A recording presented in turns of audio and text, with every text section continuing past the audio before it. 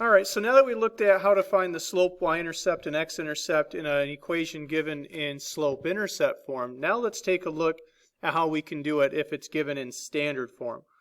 So remember, standard form is when x and y are on the same side of the equation. And so we can look at this and also find the slope, the y-intercept, and x-intercept, although it could be a little different. Now there are multiple ways you can do this, so I don't want to say that the way that I'm doing it's the only way. You could obviously just rewrite this into slope-intercept form and then find it the exact same we just did, although it is a little bit faster to use this idea of understanding what a y-intercept is and an x-intercept is to help us solve these equations. So I just want to remind you that in a y-intercept, we let x equal 0 because that's what happens if it's going to cross the y-axis. And then in an x-intercept, we let the y value equal 0. And so we talked about that in the last video. If you didn't watch the video above, make sure you watch that one. And then the slope last time, because it was in slope-intercept form, we could just look at the equation and find the slope. We can't do that when it's written in standard form. There is a shortcut to find slope, but we'll talk about that in a little bit.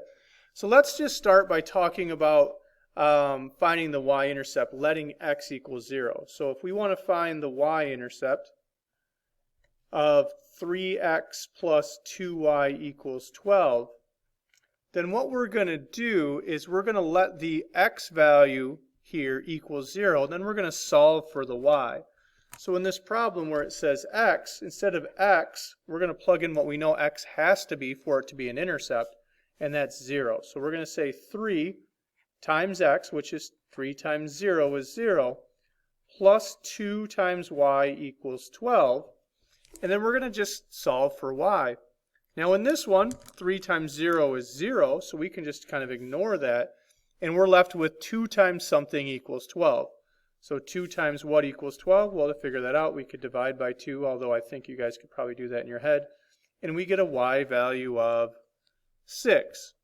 So when x is 0, remember we changed x into 0, when x is 0 for this equation, this is just for this equation, when x is 0, our y value is 6. So that means our y-intercept is 6. So if I was drawing the graph, I would know that this graph is going to go 3, 4, 5, 6. It's going to touch at a y coordinate of 6 units up.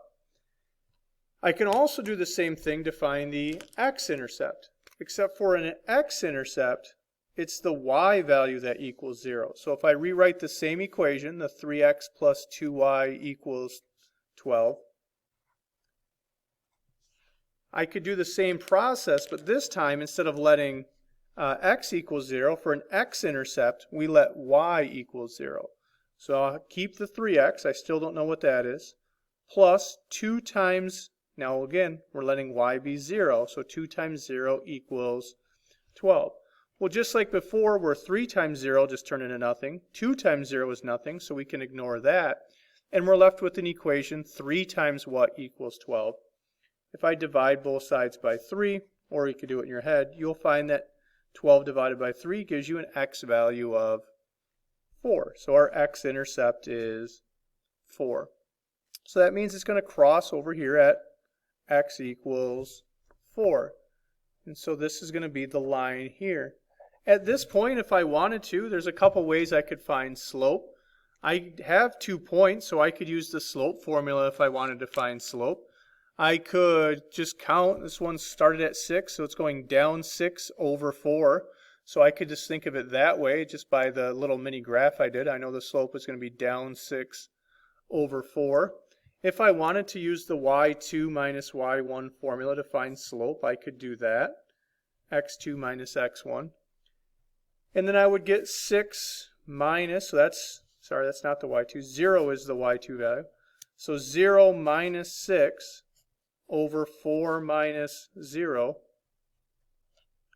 gives me negative 6 over 4, which is what we said, down 6 over 4, which of course reduces to negative 3 over 2. So I could use the points here to find the slope if I wanted. So now I know the slope is negative 3/2. There's other ways I could find the slope if I wanted. I could rearrange this equation to get y equals. if I rearrange this equation into y equals, I would subtract the 3x from both sides, and then I would divide by 2. Doing that, if I cleaned it up, would give me a y-intercept of 6, which is what I had, and it would give me a slope of 3 over 2. So it's the same thing that way too. So you can see you can do this lots of different ways. The most important thing that we wanted to show you, though, is this idea that intercepts are when the x is 0 or the y is 0, and we could just plug those into the equations and solve to find the intercepts. And that's all we got today. Hope it made some sense. Talk to you guys later.